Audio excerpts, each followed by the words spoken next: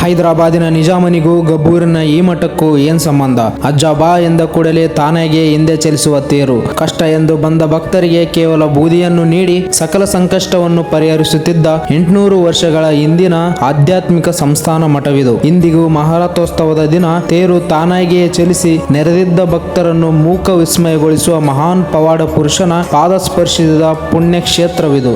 ಬನ್ನಿ ನಾವಿಂದು ಗಬ್ಬೂರಿನ ಶ್ರೀ ಬೂದಿ ಬಸವೇಶ್ವರ ದೇವಸ್ಥಾನ ಹಾಗೂ ಸಂಸ್ಥಾನ ಮಠದ ಬಗ್ಗೆ ತಿಳಿಯೋಣ. ಸರಿಸುಮಾರು 800 ವರ್ಷಗಳ ಹಿಂದೆ ಒಬ್ಬ ಮಹಾನ್ ಶರಣ ಮಲೆನಾಡಿನಿಂದ ಬಂದು ಈ ಬಿಸಿಲುನಾಡಿನ ಗಬ್ಬೂರಿನಲ್ಲಿ ನೆಲೆ ನಿಲ್ಲುತ್ತಾನೆ. ಆ ಶರಣ ಬೂದಿಯಿಂದಲೇ ಅನೇಕ ಮಹಿಮೆಗಳನ್ನು ತೋರಿಸುತ್ತಾನೆ. ಅದಕ್ಕಾಗಿ ಭಕ್ತರು ಈ ಶಿವಯೋಗಿಗಳಿಗೆ ಬೂದಿ ಬಸವ ಎಂಬ ನಾಮವನ್ನು ನೀಡುತ್ತಾರೆ. 18ನೇ ಶತಮಾನದಲ್ಲಿ ಅದೊಮ್ಮೆ ಹೈದರಾಬಾದಿನ ನಿಜಾಮ ಸಾಮ್ರಾಜ್ಯ ವಿಸ್ತರಣೆಗೆಂದು ಬಂದಿದ್ದನಂತೆ.